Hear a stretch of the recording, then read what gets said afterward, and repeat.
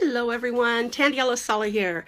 I wanted to share my week 3 list for the 52 weeks of happiness. Again, this is 52 lists for happiness, weekly journaling inspiration for positivity, balance, and joy. And for week 3, or list 3, the assignment is to list the things that you're really good at. So here are all the things that I wrote down that I think I'm really good at. And then we're going to talk about the next step in this process, okay?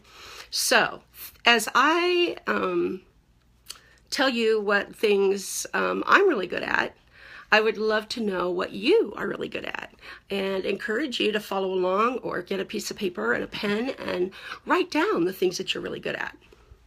All right, the things I'm really good at. The first thing I put down was parenting.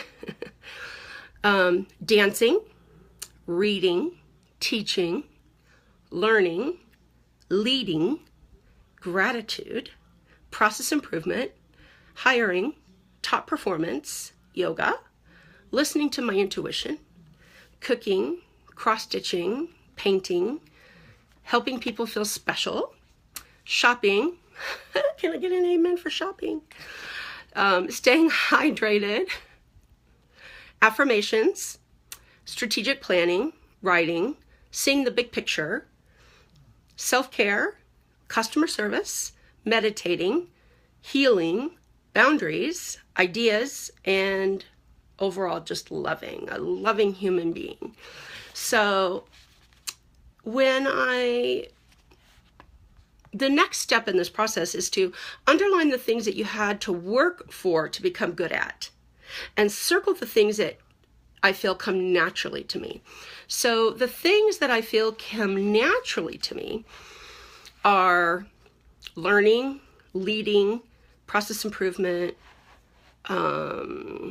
helping people feel special, strategic planning, seeing the big picture, customer service. Those things have always come easy to me. Like I never had to wonder or think. Like it just came naturally, and it's something I am really, really good at. The things that I feel I had to work at to become good at, on one hand, I was thinking about parenting, and I was thinking, I think naturally I've been a good parent, yet it is something that you work on every single day. If you are a parent, you know what I mean. Like, loving your children certainly comes naturally for most of us. And wanting to raise those little humans to be amazing, socially responsible citizens in this sometimes crazy world is super important to us. And it takes work, right? Parenting takes work. So I did say that I had to work at becoming good at parenting. I don't think people have kids waking up every day going, how can I screw this kid up? Like we all want to do a really good job. And I think I've done an amazing job because my 3 kids, Amanda, who's 28, Sarah's 23, and Steven's 21, they have grown up to be responsible, amazing, well-balanced, well-adjusted people here, and they're just amazing. So yeah, there's that. Learning, I think, comes naturally for me, but it also is something that I've had to work at because I've had to learn how I learn, like I'm a visual learner and I'm an auditory learner, and sometimes it helps me to do it. I'm also in my head a lot, so that impacts sometimes my learning. So that I feel like I definitely have had to work on. Listening to my intuition is something that I think is so important. It's such a critical life skill and a leadership skill that I've developed and honed over the years. I became spiritually awake when I was going through my divorce with my ex-husband and my children's father. I refer to him as my husband. And I developed my intuition as I became spiritually awake and acknowledging that and seeing what, how listening to my intuition showed up and what it looked like and what it felt like, and then working on it from there, certainly. And I think self-care, boundaries, affirmations, those are all things that I've worked on over the years. I've had to work on, to have healthy boundaries. I've had to work at self-care and making sure. I saw a post yesterday that somebody posted on Facebook, and it said, I was drinking a gallon of water a day. Why did I stop? Because I stopped filling my jug.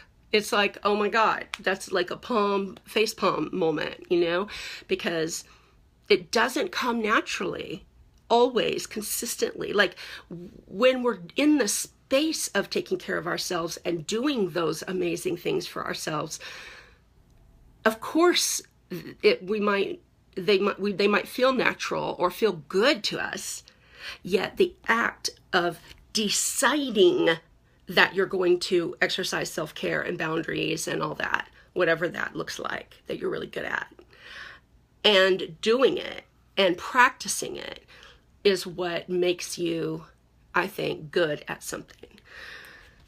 So I think the overall theme here is the things that we're really good at, for the most part, are things that are learned. There are certainly things that innately we are like a rock star at. Like me, I know, I absolutely believe I'm a rock star leader. I intuitively knew how to lead, what to do, what not to do. It doesn't mean I didn't make mistakes, my friends, but I really felt at home with that, and same with, big picture thinking and process improvement and service. Everything else, I feel like, and parenting, I would probably say too, but everything else is really, we get good by practicing, and we practice by implementing, by taking imperfect action. And it's in the process of taking imperfect action that we can improve upon that which we want to do so that we can continue to feel good. So I invite you to list all the things that you're really good at, and then underline the things that you had to work for to become good at. Circle the things that you feel come naturally to you, and then see if any of these things overlap. Just like happiness, it's already within you. It just takes practice to experience daily. Namaste, my friends. Mwah.